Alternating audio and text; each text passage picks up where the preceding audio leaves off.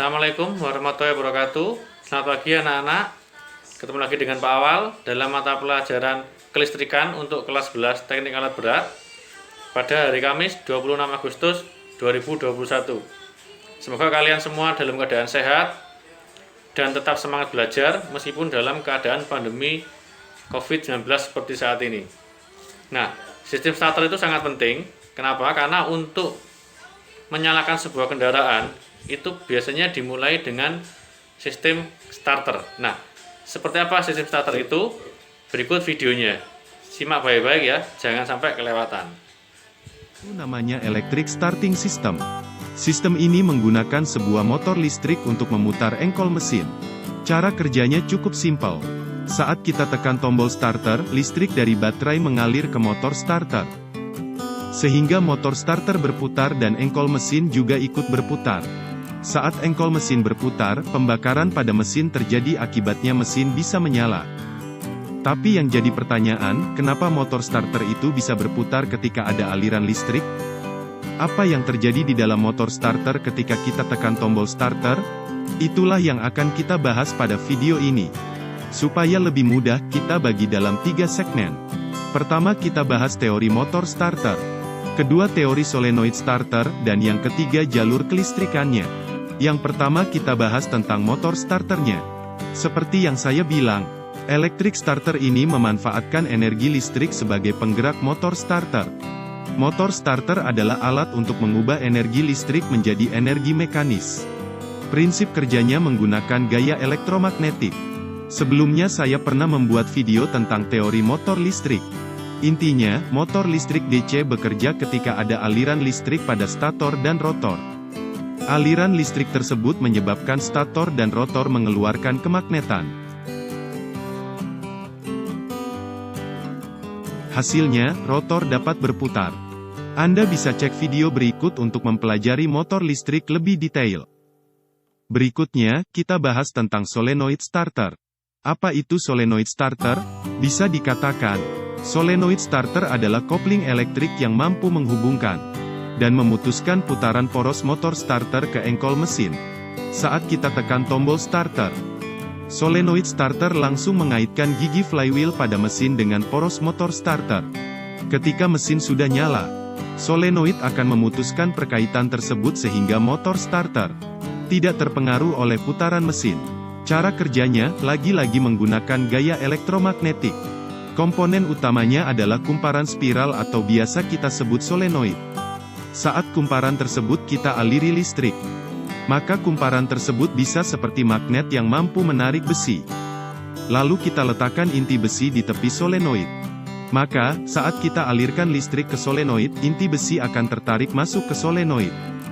Kalau ujung inti besi kita kaitkan dengan tuas, maka tuas itu bisa mendorong roda gigi.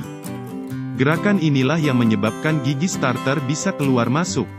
Untuk memaksimalkan dorongan inti besi, terdapat 2 buah solenoid yang kita namakan hold-in coil dan pull-in coil. Perbedaannya, hold-in coil akan aktif selama motor starter hidup. Sementara pull-in coil hanya aktif sejenak saat awal starter dihidupkan. Ini bertujuan untuk mempercepat dorongan inti besi, sehingga roda gigi starter bisa terhubung dengan cepat.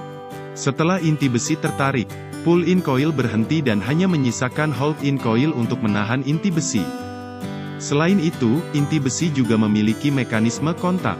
Ketika inti besi tertarik oleh solenoid, kontak ini akan menghubungkan arus dari baterai ke motor starter.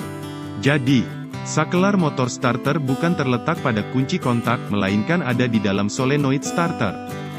Sementara kunci kontak adalah sakelar untuk mengaktifkan solenoid starter. Sehingga, begitu solenoid aktif, seketika motor starter juga aktif. Namun saat solenoid selesai bekerja, motor starter juga ikut mati karena kontak ini ikut terpisah. Di bagian terakhir kita akan membahas jalur kelistrikan motor starter. Secara sederhana, skema kelistrikan motor starter itu seperti ini. Bisa Anda lihat, arus dari baterai dicabangkan ke mekanisme sakelar dan satunya langsung ke terminal 30 pada solenoid starter. Pada mekanisme sakelar, terdapat relay dan kunci kontak. Relay berfungsi sebagai rute alternatif agar arus besar dari baterai langsung mengalir ke solenoid tanpa mampir ke kunci kontak. Cara kerjanya mirip seperti solenoid. Saat kunci kontak dinyalakan, arus dari baterai mengalir ke kumparan mini di dalam relay.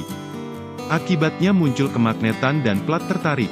Plat itu akan menghubungkan kontak dari terminal 30 ke terminal 87 relay. Akibatnya, arus dari baterai bisa langsung masuk ke solenoid. Saat terminal 50 solenoid menerima arus listrik, hold-in coil dan pull-in coil menyala sehingga inti besi tertarik.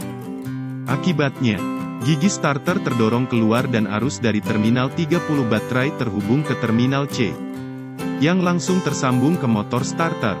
Arus listrik dari terminal C kemudian dicabangkan ke sikat dan ke field coil. Akibatnya, baik field coil dan rotor muncul kemagnetan, dan itu menyebabkan rotor berputar.